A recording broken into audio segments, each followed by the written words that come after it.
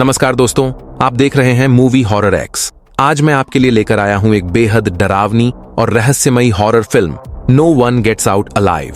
तो अगर आपको डर, सस्पेंस और रहस्य से भरी कहानियां पसंद हैं तो वीडियो को अंत तक जरूर देखिए, क्योंकि इस घर से कोई भी जिंदा बाहर नहीं निकलता। एक महिला अपने प्रेमी से फोन पर बात कर रही होती है, तभी वह अचानक देखती है कि फर्श पर 2 पैरों के निशान उभर आए हैं। वह अभी समझ ही नहीं पाती कि ये सब क्या है। तभी कमरे की सारी लाइटें अचानक बंद हो जाती हैं।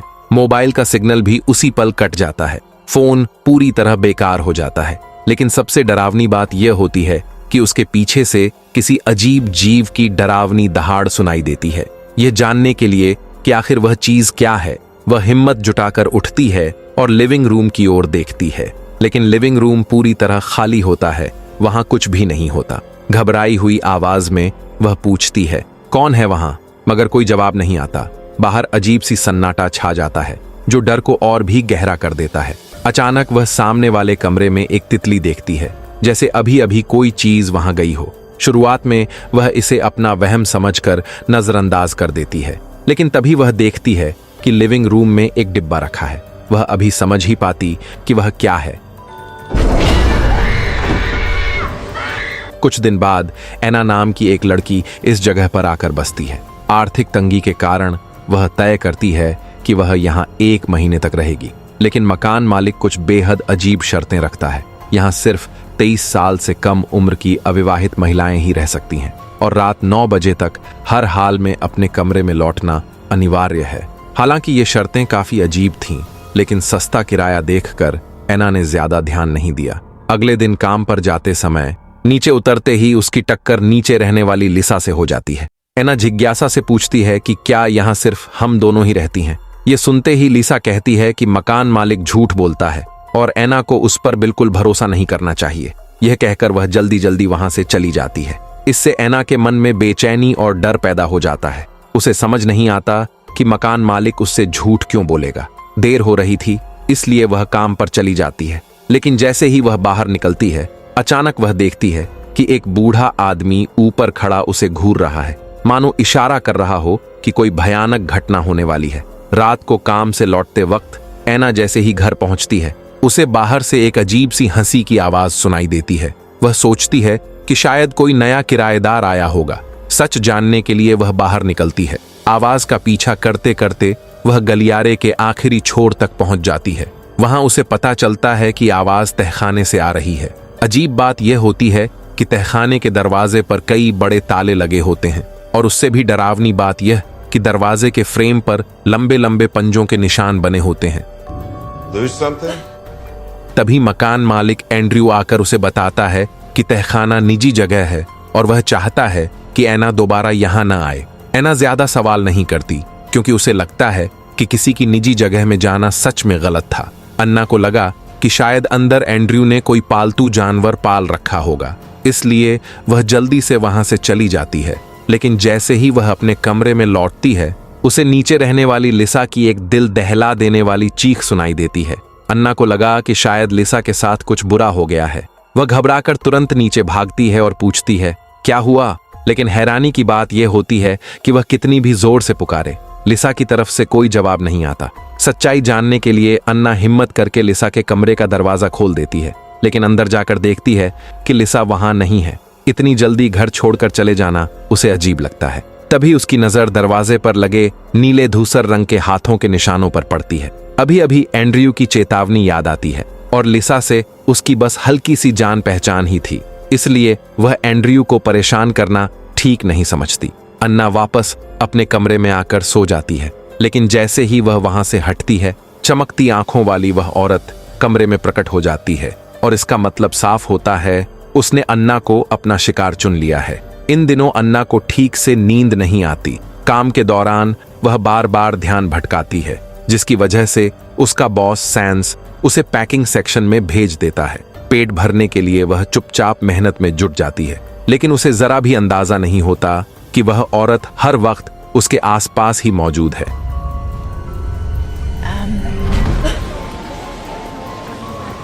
और यह सब तो बस शुरुआत भर थी। रात को काम से लौटते समय अचानक सड़क की लाइटें लगातार झपकने लगती हैं। अन्ना को महसूस होता है जैसे कोई उसके पीछे चल रहा हो। वह पलट कर देखती है, लेकिन वहां कोई नहीं होता। वह इसे महज एक इत्तेफाक समझकर नजरअंदाज कर देती है। वह अभी कुछ ही कदम आगे बढ़ती है कि वही औरत स्ट्रीट लाइट के नीचे खड़ी दिखाई देती है, चेहरे पर एक रहस्यमयी मुस्कान के साथ। घर पहुंचकर जैसे ही अन्ना ऊपर जाने लगती है, वह देखती है कि एक आदमी तहखाने के दरवाजे के सामने खड़ा है और जोर जोर से दरवाजे को टक्कर मार रहा है, मानो अंदर से कुछ निकालना चाहता हो। उसके मुंह से बुदबुदाने की आवाज भी आ रही होती है। मकान मालिक की पहले दी गई चेतावनी याद करके अन्ना अपनी जिज्ञासा को दबा लेती है और चुपचाप ऊपर चली जाती है। कमरे में पहुंचकर जैसे ही वह आराम करने लगती है, तभी दरवाजे के बाहर लाइट जल उठती है। उसे लगता है जैसे कोई दरवाजे के बाहर खड़ा है। यह नजारा उसे पूरी तरह जमा देता है। वह डर के मारे आवाज तक नहीं निकाल पाती। अचानक लाइट बुझ जाती है और कोई जोर से दरवाजे पर वार करता है। कैमरा कट होते ही पता चलता है कि वह आदमी वही है जो नीचे तहखाने का दरवाजा तोड़ रहा था। जब उसे अंदर से कोई हरकत नहीं मिलती तो वह नीचे की ओर चला जाता है। रात गहराती जाती है। नहाते समय अन्ना को नाली से कुछ आवाजें सुनाई देती हैं। ध्यान से सुनने पर पता चलता है कि वह किसी लड़की की दर्दनाक चीखें हैं। आवाज साफ सुनने के लिए वह तुरंत नल बंद कर देती है। इस बार उसे पूरा यकीन हो जाता है कि वह मदद की गुहार है। वह अभी कुछ समझ ही पाती है कि लिसा अचानक धीरे धीरे सीढ़ियों की ओर आती दिखाई देती है। यह दृश्य देखकर अन्ना डर के मारे वहीं जड़ हो जाती है। उसे समझ नहीं आता कि क्या करे। पहले वह सोचती है कि वह सच में लिसा है, लेकिन जब वह पर्दा हटाकर देखती है तो वहां कुछ भी नहीं होता। डर के मारे वह तुरंत कपड़े पहनती है और बाहर निकलती है, लेकिन जैसे ही वह बाहर आती है उसकी टक्कर सीधे एंड्रयू से हो जाती है। अन्ना जिज्ञासा से पूछती है कि लिसा कहाँ चली गई। ये सुनते ही एंड्रयू साफ तौर पर घबरा जाता है और तुरंत कहता है कि वह तो कुछ दिन पहले ही यहाँ से चली गई थी।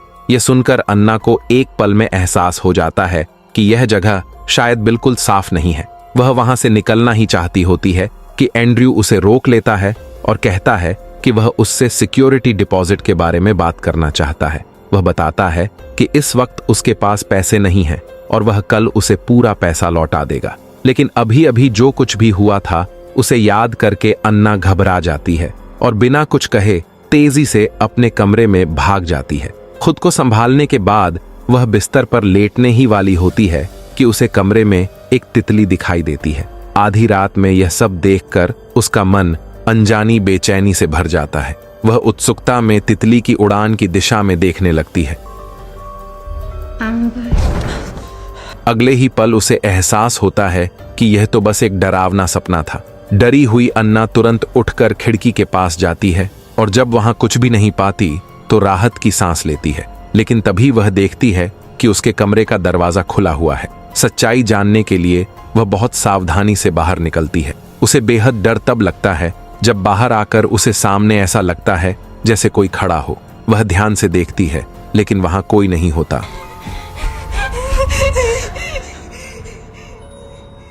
अचानक वही औरत उसके कमरे में घुस जाती है और उसके मुंह से कुछ बुदबुदाने की आवाजें आ रही होती हैं। कुछ ही पलों में चमकती आंखों वाली वह औरत भी दिखाई देती है। अन्ना देखती है कि दोनों मानो नीचे की ओर जा रही हों, यह जानने के लिए कि वे क्या करने वाली हैं। अन्ना घबराते हुए उनके पीछे पीछे पहली मंजिल तक पहुंच जाती है। वहां वह देखती है कि एक लड़की थोड़ी दूरी पर बैठी रो रही है और किसी वजह से लगातार नहीं, मत करो चिल्ला रही होती है। उनकी बातचीत से अन्ना को पता चलता है कि शायद एंड्रयू ने उसके साथ कोई बेहद डरावना काम किया था और उसी वजह से चमकती आंखों वाली औरत उसे पकड़ कर लाई थी। अन्ना उत्सुकता से आगे बढ़ती है कि देख सके वह लड़की आखिर है कौन, लेकिन तभी अचानक वह औरत उसके पीछे आ खड़ी होती है। उसी पल अन्ना को यकीन हो जाता है कि यह जगह सच में अशुद्ध है। वह तुरंत अपने कमरे में लौटती है, सामान समेटती है और यहां से जाने का फैसला कर लेती है। वह अपने मामा को फोन करती है और उनसे मदद मांगती है, लेकिन मामा बताते हैं कि अब बहुत देर हो चुकी है, वे अभी नहीं आ सकते। वह अन्ना से कहते हैं कि वह किसी तरह रात काट ले, अगले दिन वे उसे लेने आ जाएंगे। अन्ना मजबूरी में एडवांस वापस लेने के लिए एंड्रयू को पहले ही ढूंढने निकल पड़ती है। दरवाजा खटखटाने पर एक आदमी दरवाजा खोलता है। अन्ना पहचान जाती है कि वही आदमी है जो उस रात तहखाने का दरवाजा तोड़ रहा था। वह बताता है कि वह एंड्रयू का भाई है और उसका नाम बेकर है। वह तुरंत पैसे नहीं देता, बस इतना कहता है कि कि एंड्रयू अभी घर पर नहीं है, कल जब वह लौटेगा तब आकर पैसे ले जाना। यह कहकर वह जोर से दरवाजा बंद कर देता है। अन्ना को अब पूरा यकीन हो जाता है कि यह जगह सुरक्षित नहीं है। वह और देर नहीं करती और वहां से भाग निकलती है। कोई ठिकाना न होने के कारण वह मेट्रो लेकर अपने मामा के पास जाने का फैसला करती है। लेकिन थोड़ी ही देर में मेट्रो के अंदर की लाइटें अचानक झपकने लगती हैं। एक ही पल में मेट्रो के अंदर मौजूद सारे लोग गायब हो जाते हैं। धुंधली सी हालत में अन्ना को एक बूढ़ा आदमी दिखाई देता है। ध्यान से देखने पर अन्ना को एहसास होता है कि सामने बैठी शख्स कोई और नहीं बल्कि उसकी अपनी माँ है। माँ के चेहरे पर हल्की सी मुस्कान होती है और वह अन्ना के सामने वाली सीट पर बैठी होती है। अचानक माँ उसे इशारे से बगल की तरफ देखने को कहती है। अन्ना जैसे ही उधर देखती है तो हैरानी से देखती है कि वहां एक बेहद अजीब और रहस्यमयी डिब्बा रखा हुआ है।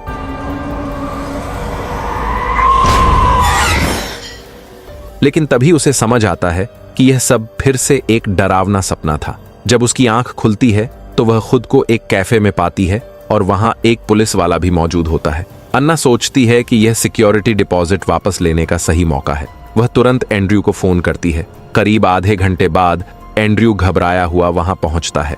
वह आकर बैठता है और जैसे ही अन्ना पैसे की बात करती है वह तुरंत बात घुमा देता है। कहता है कि पैसे घर पर हैं और यह भी कहता है कि फोन पर उसकी आवाज ठीक नहीं लग रही थी, इसलिए उसे लगा कि शायद कोई बड़ी परेशानी हो गई है। एंड्रयू अन्ना से कहता है कि वह उसके साथ कार में चले ताकि घर जाकर पैसे ले सके। अन्ना पूरे दिन से भूखी होती है और मजबूरी में उसके साथ जाने का फैसला कर लेती है, लेकिन उसे नहीं पता होता कि वह खुद एक खाई की ओर बढ़ रही है। घर पहुंचने के बाद अन्ना अपने पुराने कमरे में जाती है और यह देखने लगती है कि कहीं उसका कोई सामान तो नहीं छूट गया। तभी एंड्रयू वहां आता है, हाथ में रेड वाइन की बोतल लिए। वह उसे पीने के लिए कहता है ताकि उसका शरीर गर्म हो जाए। फिर वह बताता है कि यह घर सच में अजीब है क्योंकि उसके पिता को पुरानी और रहस्यमयी चीजें जमा करने का शौक था। वह एक पागल इंसान था जिसने उसकी मां की हत्या कर दी थी। एंड्रयू कहता है कि जो औरत अन्ना अक्सर देखती है वह उसी की मां है। यह सुनकर अन्ना बुरी तरह डर जाती है। अब वह सिर्फ अपना पैसा लेना चाहती है और जितनी जल्दी हो सके इस जगह से निकल जाना चाहती है। तभी बेकर वहां आ जाता है। वह गुस्से में आगे बढ़ता है और एंड्रयू के हाथ से शराब की बोतल छीन लेता है। जबरदस्ती बोतल उसके मुंह में ठूंस देता है। जब वह पी लेता है तभी दोनों भाई संतुष्ट होकर बाहर चले जाते हैं। ये साफ नहीं होता कि वे किस भयानक साजिश को छुपाए हुए हैं। दरवाजा बंद करते समय एंड्रयू अन्ना को चेतावनी देता है कि वह किसी भी हालत में इस कमरे से बाहर न निकले, वरना उसे जानलेवा सजा मिलेगी। अन्ना को समझ नहीं आता कि उसका मतलब क्या है, लेकिन अपनी जान बचाने के लिए वह चुपचाप वहीं रुक जाती है। रात गहराने लगती है। तभी अचानक बाहर से दरवाजा खटखटाने की आवाज आती है। दरवाजा खोलने पर उसे दो अनजान लड़कियां दिखाई देती हैं। बातों से पता चलता है कि वे भी पीड़ित हैं। सुरक्षा के लिए अन्ना उन्हें अंदर आने देती है। बातचीत के दौरान अन्ना को पता चलता है कि उन दोनों के साथ भी बिल्कुल वही सब हो रहा है जो उसके साथ हुआ था। उन्हें भी बार बार अजीब और डरावने सपने आते हैं। वे अपने मरे हुए रिश्तेदारों को देखती हैं और उस रहस्यमयी डिब्बे को भी। उनमें से एक लड़की कहती है कि शायद वह डिब्बा तहखाने में छुपाया गया है। ये सोचकर तीनों के दिल और ज्यादा घबरा जाते हैं और वे एक दूसरे को ढाढ़स बंधाने लगती हैं। अचानक अन्ना देखती है कि एंड्रयू की माँ एक डरावनी आकृति के साथ कमरे में खड़ी है। वह यह पूछने के लिए मुड़ती है कि क्या बाकी लड़कियां भी यह देख रही हैं, लेकिन पीछे देखते ही वह पाती है कि दोनों लड़कियां गायब हो चुकी हैं। कुछ ही पलों बाद अन्ना अपनी मरी हुई मां को दरवाजे पर खड़ा देखती है। वह दोनों हाथ फैलाकर अन्ना को अपनी ओर आने का इशारा करती है। उधर बाहर दरवाजे की घंटी जोर जोर से बजने लगती है। बेकर आवाज सुनते ही अन्ना को जबरदस्ती कमरे के अंदर फेंक देता है और एंड्रयू से कहता है कि नीचे जाकर देखे कि बाहर कौन है। जब एंड्रयू नीचे पहुंचकर दरवाजा खोलता है तो सामने खड़ा आदमी खुद को अन्ना का मामा बताता है। यह सुनते ही एंड्रयू साफ तौर पर घबरा जाता है और तुरंत कह देता है कि वह इस आदमी को बिल्कुल नहीं जानता। लेकिन तभी मामा की नजर अन्ना के सामान पर पड़ती है। वह उस बैंगनी रंग के कोट को पहचान लेता है जो कभी उसकी पत्नी ने अन्ना को दिया था। इसी बहस के दौरान अन्ना कमरे की कांच की खिड़की से टकरा जाती है और आवाज हो जाती है। यह सुनते ही मामा जोर लगाकर घर के अंदर घुस आता है। वह अन्ना की आवाज का पीछा करता हुआ सीधे तीसरी मंजिल तक पहुंच जाता है, लेकिन अन्ना को बचाने की जल्दी में वह यह नहीं देख पाता कि बेकर उसी के पीछे खड़ा है। अन्ना चेतावनी देती है, लेकिन तब तक बहुत देर हो चुकी होती है। बेकर मामा पर बेरहमी से हमला कर देता है। वह उसे इतनी बुरी तरह पीटता है कि उसके दांत तक टूटकर बाहर गिर जाते हैं। अन्ना को लगता है कि शायद उसका मामा दरवाजे के बाहर ही मर चुका है। यह सोचकर वह फूट फूट कर रोने लगती है। कुछ घंटे बीतने के बाद वे अन्ना को बांध देते हैं और उसके शरीर पर नीला धूसर रंग मल देते हैं। बेकर उसे कंधे पर उठाकर तहखाने में ले जाता है और वहां एक बलिवेदी पर बांध देता है। इसके बाद वह जल्दबाजी में उस रहस्यमयी डिब्बे को खोलने चला जाता है। उसके जाने के थोड़ी ही देर बाद डिब्बे के अंदर से भयानक सी गुर्राहट सुनाई देने लगती है। आवाज धीरे धीरे और तेज होती जाती है। अन्ना देखती है कि आसपास असंख्य पतंगे उड़ने लगते हैं। काले साए जैसे जीव तहखाने के कोनों से निकलने लगते हैं। सारे पतंगे उस डिब्बे की ओर बढ़ते हैं, मानो अपने मालिक के स्वागत में हों। अन्ना पूरी ताकत से खुद को छुड़ाने की कोशिश करती है। इसी बीच सौभाग्य से उसका मामा जिंदा बच जाता है और दरवाजा तोड़कर अंदर आ जाता है। वह अन्ना को खोल देता है और उसे लेकर दूसरे रास्ते से भागने की कोशिश करता है। भागते हुए अन्ना की नजर दीवार के एक तरफ टंगी 2 लाशों पर पड़ती है, लेकिन सोचने का वक्त नहीं होता। वह और उसका मामा पूरी ताकत से दरवाजा खींचते हैं। काफी मशक्कत के बाद दरवाजा खुल जाता है, लेकिन अंदर कदम रखते ही अन्ना को लगता है जैसे वह उसी डिब्बे के अंदर आ गई हो। वहां वह देखती है कि उसकी मरी हुई मां एक अस्पताल के बिस्तर पर लेटी हुई है। तभी अन्ना को एहसास होता है कि अभी अभी जो कुछ भी हुआ वह सब उसका वहम था। असल में वह अब भी उस बलिवेदी पर बंधी हुई थी।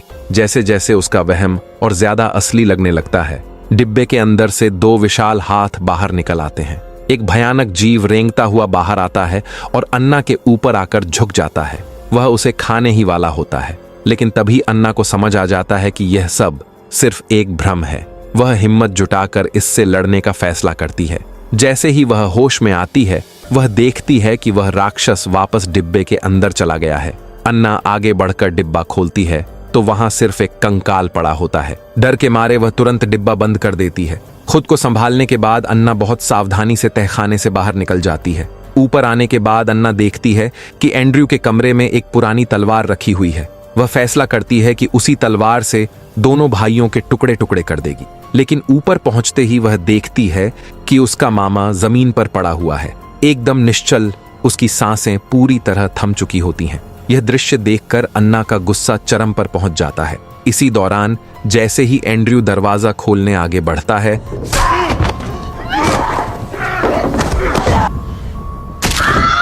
बेकर तलवार उठाकर अन्ना को मारने ही वाला होता है। लेकिन सौभाग्य से अन्ना समय रहते अपनी रस्सियों से खुद को छुड़ा लेती है। वह जोर से बेकर को धक्का देती है और वहां से भागने की कोशिश करती है, मगर बेकर पीछा करके उसे पकड़ लेता है और बेरहमी से उठाकर तीसरी मंजिल से नीचे फेंक देता है। इसके बाद वह वापस कमरे में लौटता है और अन्ना को घसीटकर बाहर खींच लाता है। ठीक उसी पल अन्ना जमीन पर गिरी एक धारदार ब्लेड उठा लेती है। जैसे ही बेकर उसे दीवार से दबाता है, अन्ना पूरी ताकत से मुकाबला करती है और ब्लेड से बेकर की गर्दन की मुख्य नस काट देती है। मौका मिलते ही वह उसे खत्म करने का फैसला कर लेती है। अन्ना कमरे में वापस जाती है। वह पुरानी तलवार उठाती है और बाहर आकर बेकर के शरीर के टुकड़े टुकड़े कर देती है। खुद को संभालने के बाद वह देखती है कि एंड्रयू अब भी जिंदा है। बदला पूरा करने के लिए वह उसे घसीटकर तहखाने में ले जाती है और वहां बांध देती है। यह सब दरअसल 1963 के मेक्सिको के एक पुरातात्विक मामले से जुड़ा होता है। तब लोगों ने पाया था कि जब उस प्राचीन वस्तु को खोदा गया तो उसके आसपास लगातार पतंगे मंडराते रहते थे। पतंगे उस राक्षस के जागने का संकेत थे, जो मौत और आत्माओं की कटाई का प्रतीक था। अन्ना अपनी आंखों के सामने एंड्रयू को उस राक्षस द्वारा खाते हुए देखती है। इसके बाद वह धीरे धीरे तहखाने से बाहर निकल जाती है। वह टूटे हुए पैर के सहारे घर से निकलने ही वाली होती है कि अचानक उसका पैर ठीक हो जाता है। पूरा शरीर नई ताकत से भर जाता है। अन्ना देखती है कि तहखाने के दरवाजे पर हजारों पतंगे रेंग रहे हैं। वह समझ जाती है कि यह उस राक्षस की तरफ से मिला इनाम है। अपने हाथ में बैठे उस छोटे से पतंगे को देखकर अन्ना फैसला करती है कि वह यह घर छोड़कर नहीं जाएगी। अब वह इसी घर में रहेगी और इसकी मालकिन बनेगी। यहीं इस डरावनी फिल्म का अंत होता है।